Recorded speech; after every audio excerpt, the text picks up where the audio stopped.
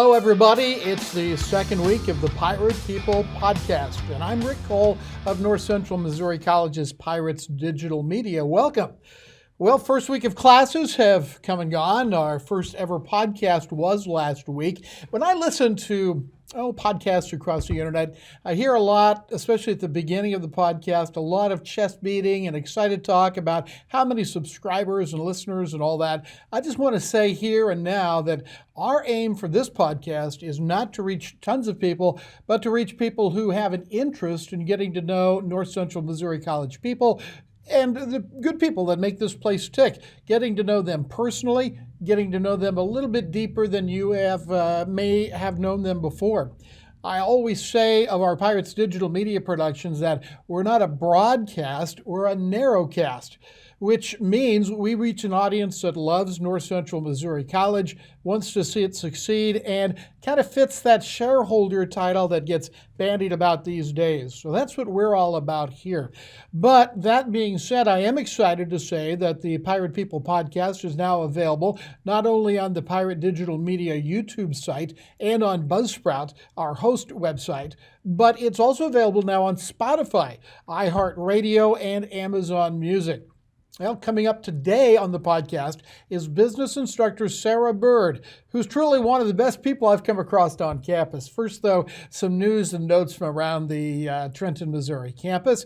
Last week, the North Central Missouri College Golf Shootout was held. It was held on Friday, and athletic director Nate Gamet talks a little bit about the tournament that is a fundraiser for athletics. Of course, it's Nate's first year as athletic director, and his first really public event last week went very, very well. The shootout raises funds for athletics. Here's Nate Gamet about Friday's golf outing. We were very appreciative of everybody that came out. Again, we were very pleased with the numbers. Our first year of kind of putting it together, we're sandwiching it in early between a couple other tournaments. So when there's that many going on in a small community, it's hard to get a large number. We're hoping to grow that. Our ideal number would be over 30. If we can get over 30 teams, it would be a lot of fun. Be a lot of people coming to enjoy the experience. But then obviously financially it helps us out the more teams that we can get. But overall, the group of guys and ladies that were there had a really good time. We really enjoyed it and didn't get as hot as we were expecting. It was still warm, but we were able to make it through and had a good meal provided by Great Western Dining, so everybody had a good time. I know this has got to be one of your fundraisers, one of your major fundraisers. What other ways does North Central raise funds for athletics? This one, typically, it's one of those kind of things everybody does, a golf tournament type of deal, so you do one and you raise a decent amount, but it can't be our number one fundraiser. We're working on a project with Fundraising University. Matt Johnson, a longtime friend of mine, is coming up actually tomorrow, and we're going to set out to try this with his company. So it's our first time doing it. We've never done it, to my knowledge, in the college, but it has a chance to bring in a large sum of money for us in a short amount of time. And so we're going to get all the details on that tomorrow and kind of have a little bit better idea of what we're getting into, but we're looking to bring in quite a bit with that fundraiser. Thanks to Nate for bringing us up to date on how the golf outing went last year. Look for that again next year, and hopefully we'll have some more teams come out and play. It's all for a good cause, obviously, as it's all for North Central Missouri College. We talk about golf. We talk about people named Nate. How about mentioning our new golf coach at North Central? Nate Swan takes over both men's and women's golf this year. And I think we need to mention, because I didn't last week, that we have a new assistant softball coach. Former player McKinley Hurley is now the new assistant softball coach and will join the staff with Sarah Van Dyke. They're starting practice already. Well, talking about athletics, I had an interesting conversation with Jeremy Esri, in fact, on a couple of different occasions, asking him about the postseason, not only for basketball, but all junior college sports. And really the answer is there's not been any decision made, or at least publicized, about what's the postseason is going to look like. If you remember last year in basketball, they took a Missouri champion against several teams from Illinois in a playoff. We happened to host the men's version. Our women went on the road and got to the final before succumbing to the eventual national champions. But this year, there's no setup. It's kind of out there. Nobody knows what's going on. That will be something to keep an eye on. I don't know about you, but if I start a season, kind of like to know what the roadmap is looking like and how you get to that championship. And so far, no word from junior college authorities. On campus, residence halls, the Pirate Plaza, and the two anchor buildings. One building is up and running. They have people inside the new dorm. The other one is very close, supposed to open on Wednesday, September 1st, the last time I heard. So we're hoping that that gets opened up this week. Nice buildings and a real great addition to our campus. Also, North Central Missouri College is currently designing, planning, reviewing, and completing all the steps that are necessary to start construction on the new site in Savannah, Missouri.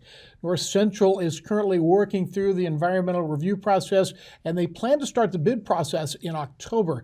The first phase is planned to break ground January of 2022, with some classes offered there a year from now. And phase 2 is expected to be completed by fall of 2023 with a full line of classes and resources offered. There's an old adage about colleges. You can tell the successful colleges by the amount of construction going on their campus. Well, look at North Central. We've got 2 new dorms built and then this site going up in Savannah. That's a real good sign for North Central Missouri College. I spoke a little bit ago about Pirate Digital Media, and this Pirate Digital Media that we've put together over the last 2 years has become the official audio and video of North Central Missouri College. We have some new shows coming out. We're looking for some students that would like to take part in a program where they just have simply a chance to talk to their friends about how college life is going, how their life overall is going, what college is like. We're calling it the Pirates We Meet. So if you know of a student who would be interested, actually we need 2 of them so they can have a conversation. We're trying to put that show together. The Pirates We Meet will be produced by Pirates Digital Media. And we started a new broadcast and media club. That will meet for the first time Wednesday, September 1st in the Freeman building, just down from the bookstore. It's the, universal home office of Pirates Digital Media, the Freeman building. And so we'd like to invite students to come in at noon on September 1st. That's this coming Wednesday, just down from the bookstore. Well, we mentioned a little bit ago that today's guest is Sarah Byrd. She's a teacher and one of the leaders on campus. This year, she also assumes a new post as faculty athletic representative, which she will talk about in just a moment. When I first came to North Central and visited with students, I asked them who was their favorite instructor and why that person was their favorite instructor. I got lots of different answers, but Sarah was always mentioned as one of those teachers who was personable and warm, took genuine interest in students as people, very involved on campus, about everything you'd want a teacher for your son or daughter to be. I found all those things to be true, and now she's kind of a mentor for me as we start building this digital media program. The classes actually fall under the business curriculum. So with no further ado, here is Sarah Byrne on the Pirate People podcast. But I think the things that make me a good teacher are the very things that made me a poor student. Tell me about that. So I have a really difficult time not talking. I like to talk and engage, if you will. I don't like to sit still for long periods of time. I don't like to drone on and on about one subject for too long. So I tell my students that often. I think the thing that makes me a good teacher is that I was a poor student. So I'm a little bit, self-diagnosed ADD. I like to just move fast and go fast and do different things, and I get bored easy. So if I'm that way, then I try to teach in a way that, is conducive to how I would like it. And so I think that's what makes me a little different. Okay, so if you weren't a good student, were you a good learner? Yes, I excelled in school, but I wasn't a note taker. I wasn't a rule follower. I wasn't a, I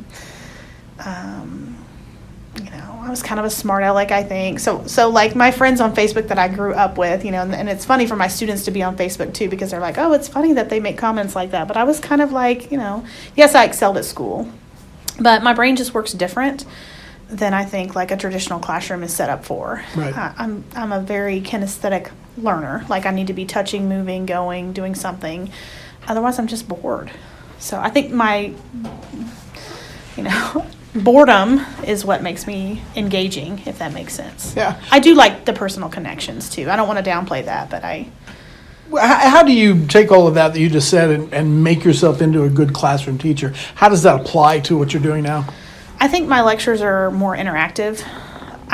And I'm guessing on this. I mean, I've seen several other people teach here on campus, and I think they're all fabulous, but I'm pretty, like we talk. I like it to be more like a conversation than a lecture, if you will. And I don't mind giving that power away. I'm not real big on power. So, like, I like my lecture to feel like I want my students to kind of feel on edge. Not on edge and uncomfortable, but like she might call on me at any time. She's going to expect me to have something to say at any time.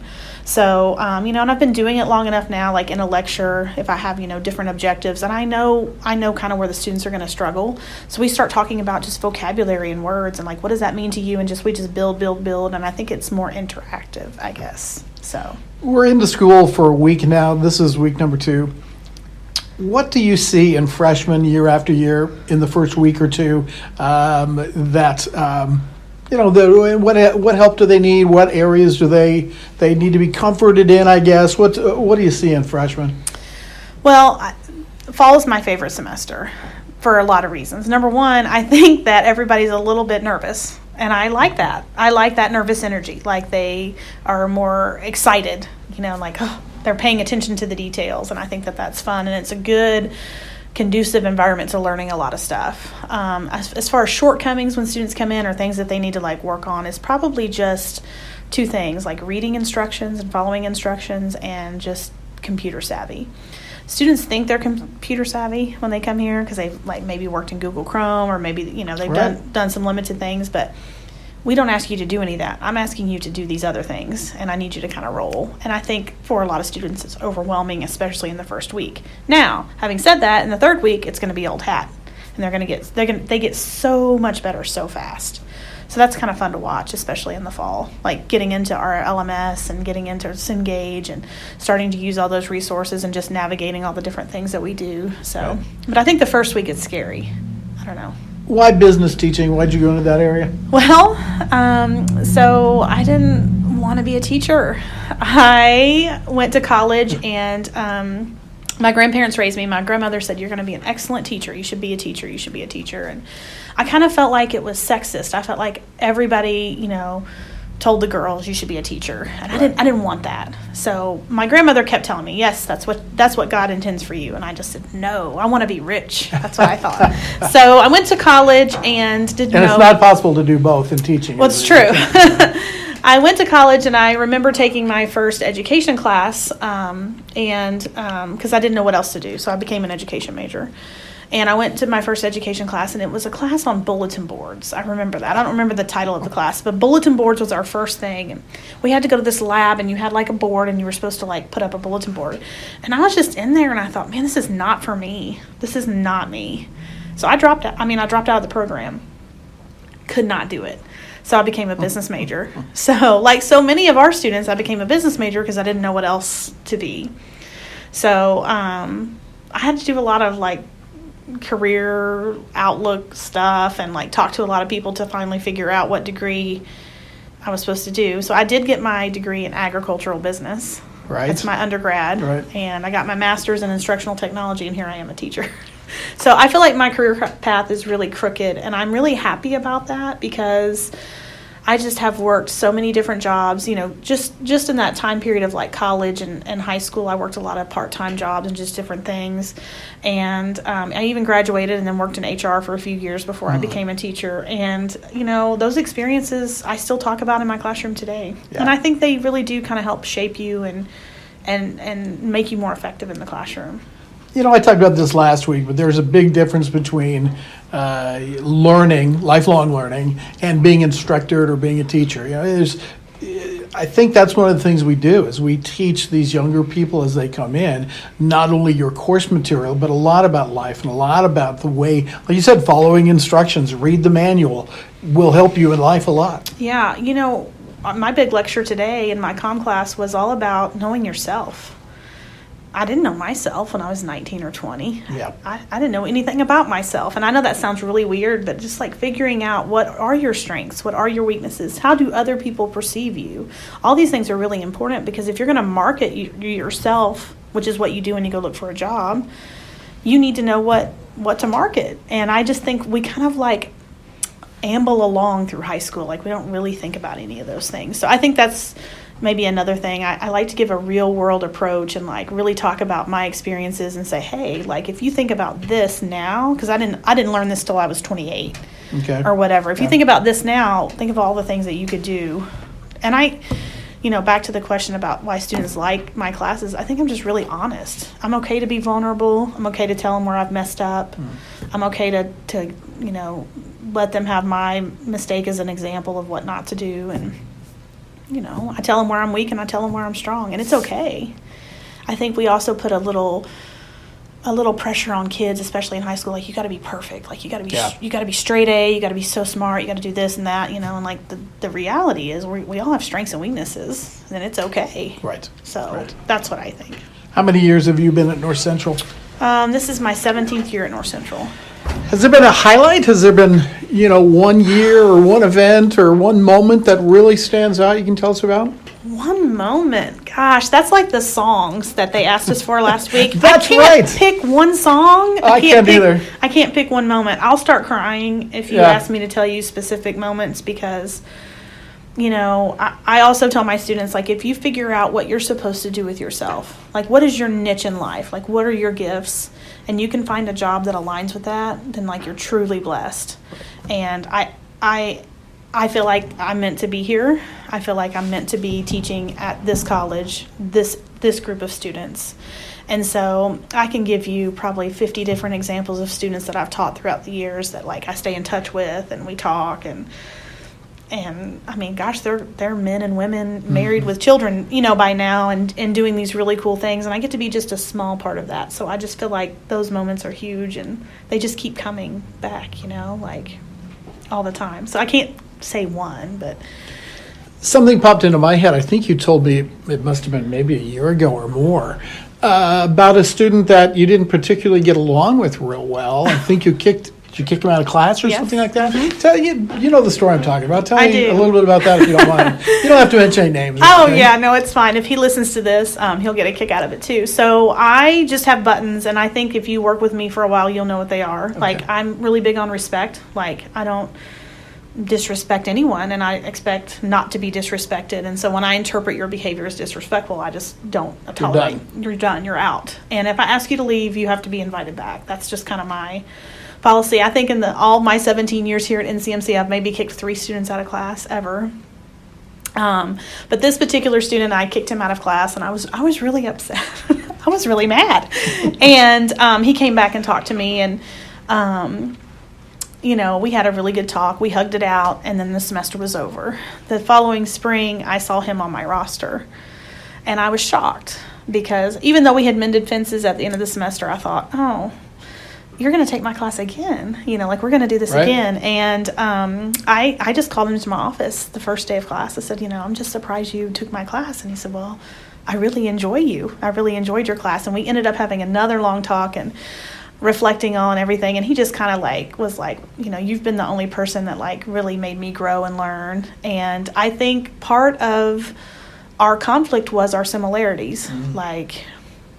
I like to be the one in the room with the attention, and so does he. He is a very successful business person these days, and we still stay in touch. He gave me a framed picture on his graduation day. Wow. Sometimes I think through conflict is where you have your best learning experiences.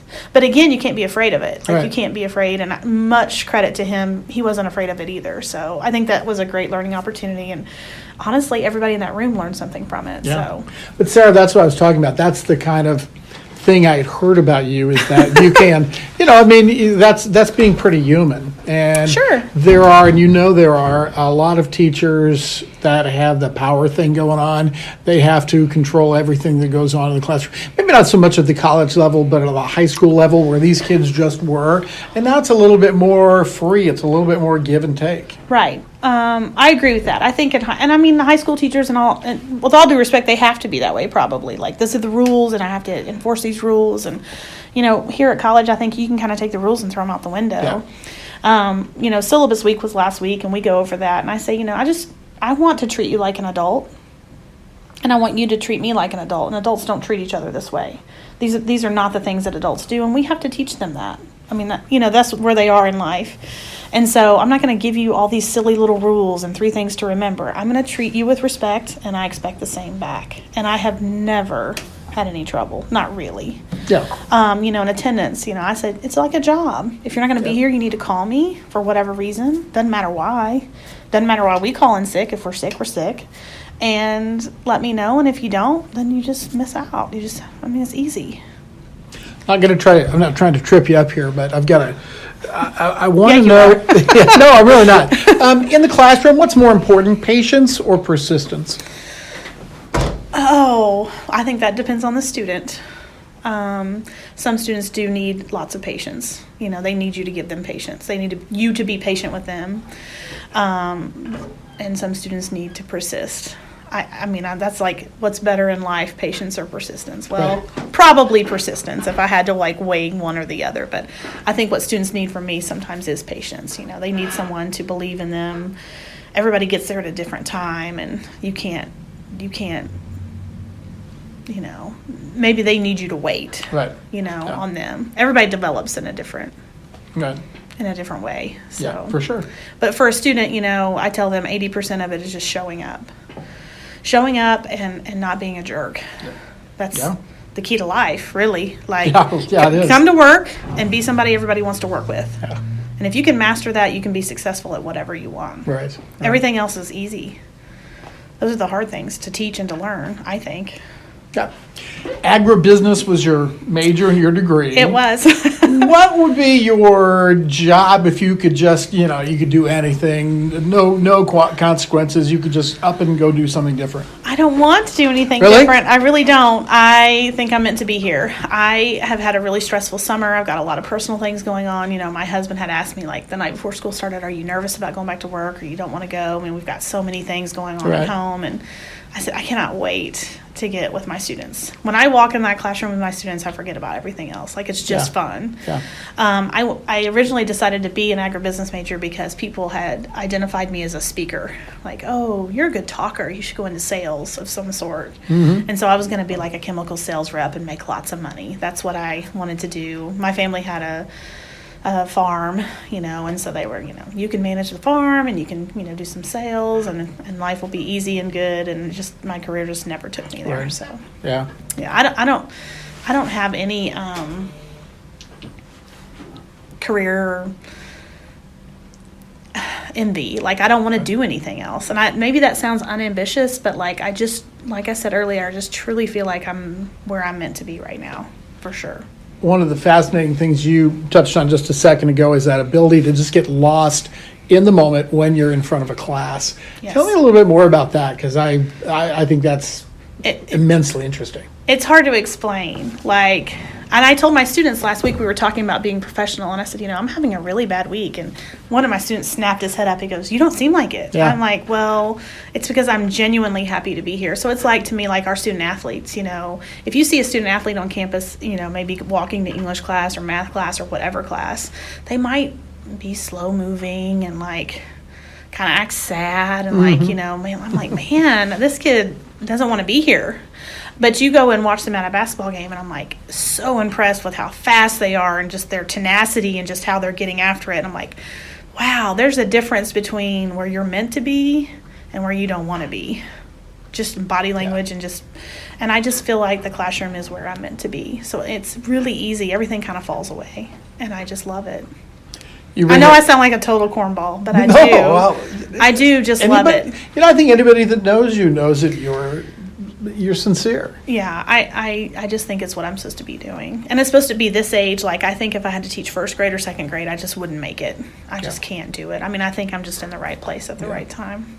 Since you brought up athletics, you're the new, and I hope I get this right, athletic faculty liaison. Is that the right title? Yeah, I think it's faculty athletic representative, but the same thing. Okay, yeah, and so that has a certain connotation, but tell me what the role is going to be like here, because it's a brand new one. It's a brand new role, so I mean, I'm learning it too as we go along.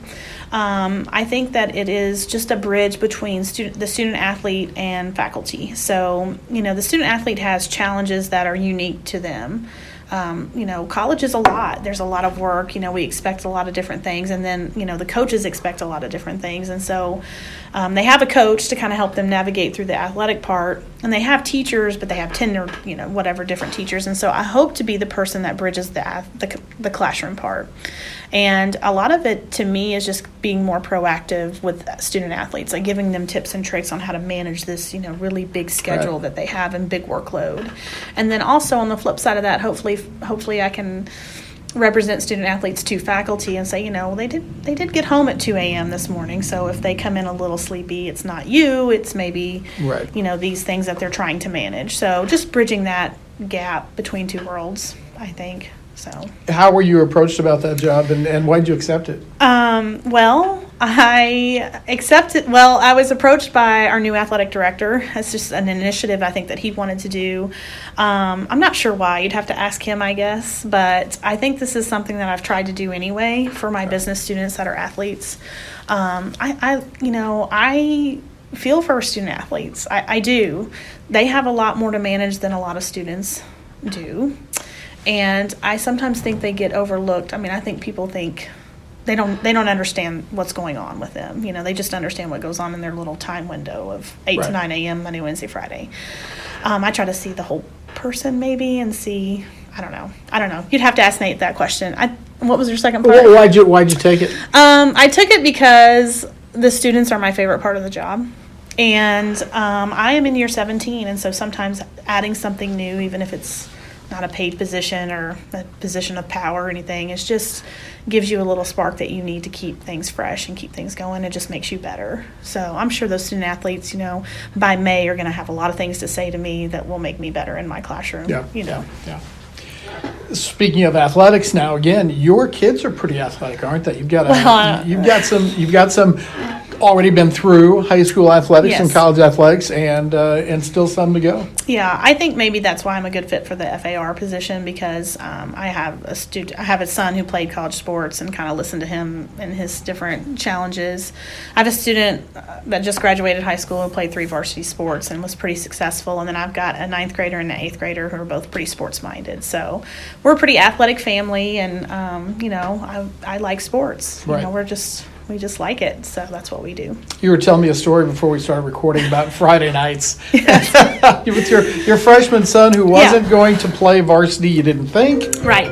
And then you ended up doing that. Yeah, so I have a son who's a freshman, and I had a son who was a senior last year who started on both sides of the ball and had a lot of responsibility, and so going in, I was always nervous, for that, and going in from senior year to freshman year, so now I have a freshman, I was like, oh, I'm not nervous at all, he won't have much to do, I can kind of just watch the game, and he got in, and it was, I was shocked, but he did great, so I'm excited for the future. How about that? Yeah, I think that sounds great. Yeah. That sounds great. You talked about having a lot going on at home this summer.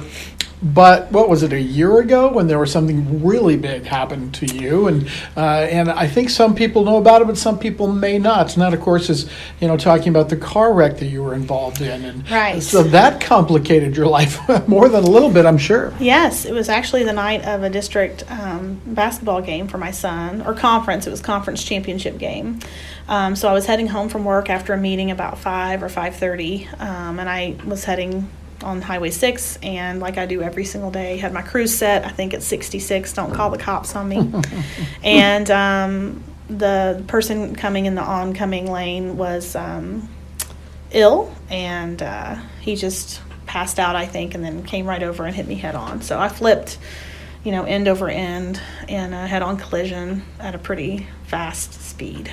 Yeah, just to recap that a little bit, you saw him coming at you, and you couldn't get out of his way. For just a split second. Yeah. Like, I mean, it feels like it was really slow, but it wasn't. It was just, I told my husband that I hit the brake, and he's like, there's no way you hit the brake. You didn't have time. I was on the phone with my husband. I don't know if you knew that or Yes, not. yeah, I do. Through the Bluetooth. I wasn't on the phone. It interests me as a play-by-play announcer because you were doing play-by-play at the time, I'm sure, of the whole accident, right? Well, he heard me flip, and he said I could hear scream, and then when I landed, I said to him, someone just hit me head on, and he said, "Are you okay?" And I said, "I don't know." All right, good and answer. he said, "Are you upside down?" I said, "I don't know," because what you don't realize is, like, I had 17 airbags go off, so you really can't see out your window. Right. Everything was broken, glass everywhere.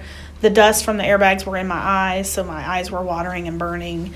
And I did flip twice, so it was so disorienting. And my seatbelt was, like, hanging me. It was so tight, Wow. you know. So I really genuinely didn't know if I was right side up or upside down. And that was probably not a good answer. I just then got claustrophobic and wanted to get out. And it was just kind of it was the craziest thing, you know, in my life. Yeah. That's happened to me so far. Yeah. We haven't talked about this for a while, but if I remember the story, there was somebody came to your aid, right? Yes. Mm-hmm. And there was a good story about that. Yeah. Well, I had several people come.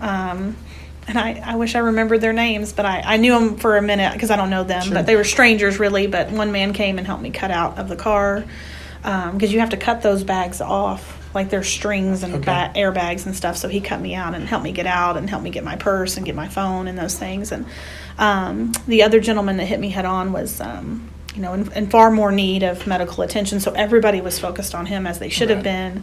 So I was in shock, obviously, and I was just, like, ambling around, walking around. I don't know if I even told you that, but just, like, walking on the side of the road, just kind of, like, freaking out. And I'm going to cry talking about this. There was a lady who lived in a house near the wreck, and she came running down the hill with a blanket. It was in February. And she asked me to sit down, and she put the blanket over my shoulders, and we prayed. We prayed for the man that hit me because we knew he was in trouble. So, sorry. I get a little emotional, but... You know what? It's an emotional story. It really is. It is. I would think, and I've said this many times, that if you can't be emotional about those kind of things, then maybe there's something else going on. But it's a very emotional thing. Yeah, it really was. There's so many different things that happened that day and that night, like, it changed my marriage a little bit. It changed my relationship with my in-laws. It changed my relationship with some of the people here at work, just because...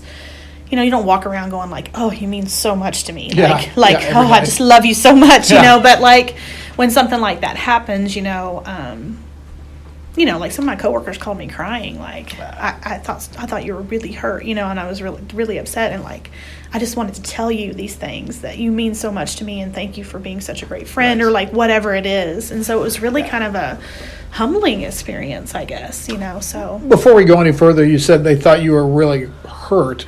You really kind of came out of it lightly injured relative to that kind of crash. So, a couple things that put it in perspective. There was a van of construction workers behind me. I found this out later, just maybe like one guy driving the van, 6 guys in the van, and they saw the whole thing because they were right behind me. And they pulled over and stopped, and they wouldn't come to my aid because they knew I was dead. They didn't want to see a dead body. Wow. I knocked the glass out of my driver's side window with my left wrist like this.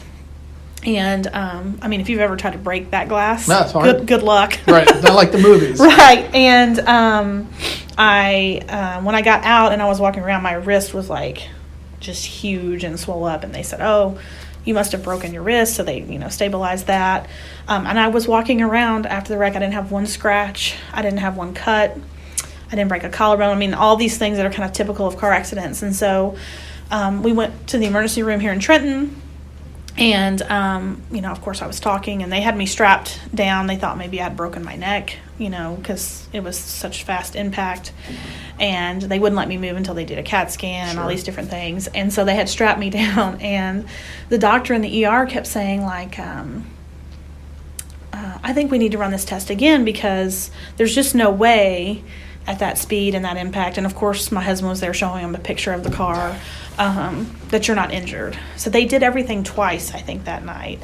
And I walked out of the emergency room. I had some bruises. I had a bad bruise on my leg, and I had a little bit of whiplash, but I came back to work in 2 days. So it really is a miracle and just amazing, I think. So Your husband listening to all this live, yeah, that had to affect him. oh yeah, he has probably more PTSD than I do. But again, I think it kind of shifted and changed our marriage, which is kind of a blessing. Not that we were in trouble or anything before, but I think you kind of go through life and like relationships, like, honey, did you do the dishes? Meet me here for this ball game. Did you pack the lunch? Blah, blah, blah, blah. That's kind of where we get sometimes because we're just busy with 4 kids. But yeah, like that was like a moment we stopped and like realized how much we really meant to each other. And, sorry, I'm going to cry again, but just like, he was just like, I can't do it without you. Like, what are you got to be safe. So, yeah. And then just seeing how wonderful he was and like, getting me through all the other stuff, like, all the not fun stuff, the wreck, the insurance, the new car, all that good stuff. So, yeah. Yeah. You share this story with a lot of people? There was a while I couldn't talk about it, just because it was kind of, even still I'm getting emotional. But now I share with people.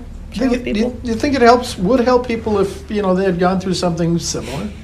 Oh, I don't know if it would help you. I don't wish it on anyone. I still get nervous when someone, kind of comes too close to that line. Boy, I can imagine. So many of our roads around here are just 2 lane, and there's not a lot of place to go. And so it still, even, this far after the wreck, still makes me nervous. And it's changed the way I drive. And, there's some, I don't think a lot of people talk about that. Like, after you have a car accident, the mental side of, like, getting back in a car and having to drive. And, really feeling safe when somebody else can take your life so easy. Like, and I try to tell my young drivers, like, I didn't do anything wrong. I was in my lane, I was minding my business, like I was paying attention, I was buckled up, like all those things, but it didn't matter. I still got hit head on, you know what I mean? So that little bit of loss of control is scary. So yeah. What was that first time like back driving? So I had a little panic attack the first time I got in a car. Wasn't even driving. And it was really funny because we kind of have a joke at home. I'm not scared of a lot of things. Like, I'm a public speaker and I'm kind of an adventure person. I love to be outside, and like, I don't do skydiving or anything like that. But bungee jumping, I'm up for whatever. My husband's kind of like opposite of me. So he gets nervous for everything. And we had to go to a family dinner, and it was just, like a 7-minute drive. And I said, yes, I want to go. And he said, I think it'll be good for you to, let's ride in a car. So I got ready to go, and all of a sudden I said, I feel sick. I feel like I'm going to throw up, and I'm kind of sweating, and like, I just need to sit down for a minute. And he said, this is anxiety. Welcome to the club. I've never had that before. So he was making fun of me for being so calm about everything. So we went, and it was fine. And then the very next day, I went and got my rent-a-car because I said, I've got to pick up my children from school, and I've got to get this one to practice, and I just have to get over it. And so I feel like when you don't have the luxury of being afraid, you just have to, and then the more you do it, the better you get. So it's a fascinating story. Thank you for sharing it again. Yeah, no problem. I have to give a shout out to Rhonda Koppel because she drove me to work. I drove her all around. I could drive my kids to school. I could do this and this, but driving to work and home was hard for me because that's where it happened and the wreck was. And, so she drove me for probably, a week before and then she rode with me when I first drove. So I appreciate that. So. Final question for you here. Okay. I've used this a lot with our athletes when I talk to them, and I asked Beth Caldarello last week the same question. Kind of liked it, so I'm going to try it on you. Okay. What's something that people who know you around here don't know about you that you wish they did? Oh, that I wish they did? Yeah. That's tough for me because I'm kind of an open book, I think. I don't know. I think there's a lot of things people don't know about me. Because why would they know it? Right. You know what I mean? Right. I didn't have a typical childhood growing up. That's a whole other podcast. Yeah. I've been through a lot of things in my childhood. It was not easy. And I think that gives me a unique perspective when I deal with students. I grew up in a city. I'm not a country girl. Like, all these little town things and country things are kind of like, I mean, I've been here a long time and I'm still kind of like, what? So, really at my heart, I'm probably a city girl. I don't know. Those are those good? Is that what you were looking for? Oh, yeah, yeah. Well, that was an open-ended question. You supplied a great answer. Okay. Yeah. That's what I got. You've also supplied a great interview. Thank you for taking the time to do this. Well, thanks for asking me. We thank Sarah Byrd for being our interview on the Pirate People podcast this week. We also want to remind you Pirate Digital Media's YouTube site is where you can listen to this podcast along with Buzzsprout and the new places that we have been listed, Spotify, iHeartRadio, and Amazon Music. I'm Rick Cole of Pirates Digital Media. Thank you for joining us. Until next time, goodbye and go Pirates.